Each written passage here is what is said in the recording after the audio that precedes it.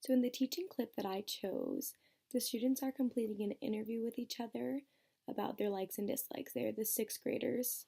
I will be focusing on expectations and also planning in my reflection.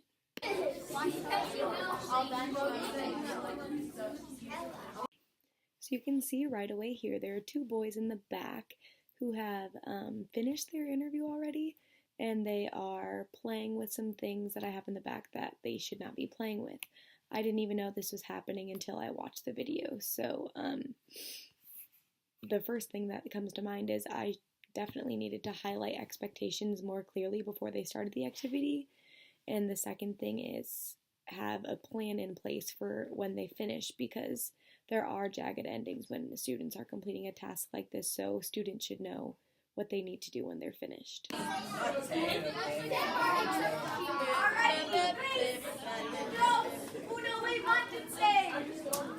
Necesitan ir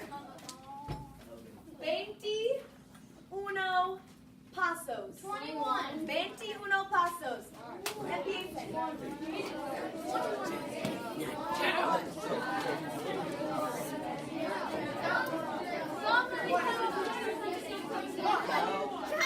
Sit down.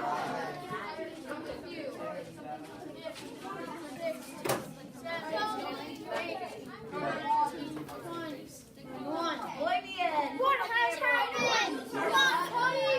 What has happened? No, let's throw it.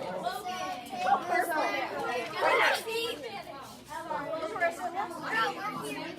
Bro, find somewhere else. Hold on. We got this first.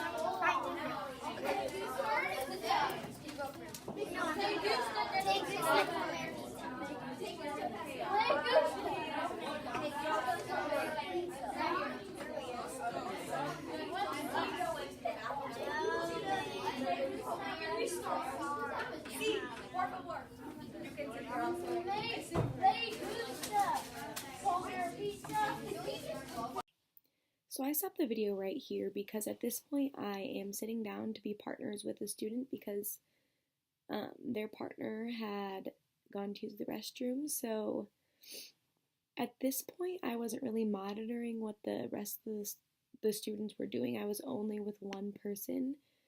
So it was definitely important for me to be clear about my expectations, especially if I'm not available to be watching every single group at this moment in time.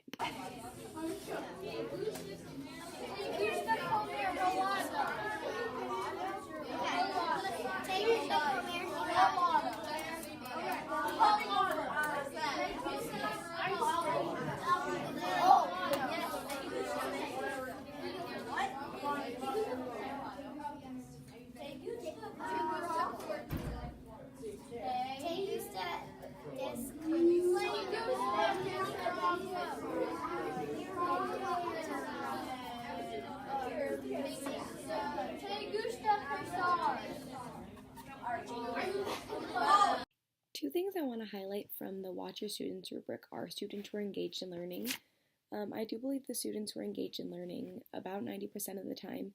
They were using Spanish, they were finding out the likes and dislikes of their classmates, and they were engaged in completing the task and interested in what their classmates had to say.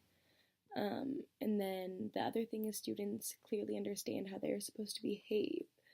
On that one, I would probably give it about a 3.5 or a 4, because there were some students doing exactly what they need to do, and then there were some students running around the desks, some playing with objects in my classroom, and then some just not completing the task the way that it should have been completed. To refer to the coaching and mentoring log, I actually have some video of Dr. Cook and I having a conversation about my glows and grows. So I'm going to show you some of that actual conversation to talk about my log. Growing also still classroom management stuff, just like keeping people together when I want them to be together. Like I'm okay with chatter when they don't need to be like focusing on me and like what I'm saying, but there's still multiple classes that are talking while I'm like literally like front and center, like, hey, I's here, and then like they listen for 5 seconds and then they're back talking again. So I mean really know exactly how to put out those fires, because it's not just one student either.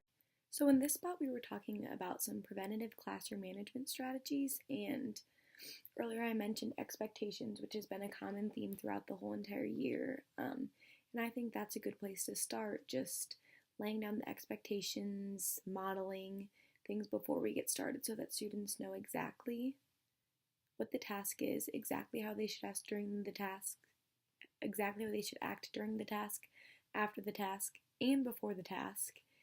And that way it decreases any blurred lines the students have in between that. Think about is so for planned time on task, I wondered because in the first 8th grade class today, when they were doing their warm-up and you had gone around, like you gave a 2-minute warning, great, you're giving them those pacing signals. This whole table was done. And so something I want to push us to think about. At this point, we highlighted some tasks that students can do in the classroom if they finish things early as a routine for each day. Although planning is an area of growth that I'm focusing on, I also think it's an area of like glow that I've had. I started in probably a very, very bad spot. I didn't really know what to do. I didn't know which order things to do things in, and I feel like I've really, really grown in that. I think something that's helped me is becoming more familiar with my curriculum, asking Dr. Cook about ideas, and also relying on the other Spanish teachers at Beetle. So that's an area of glow.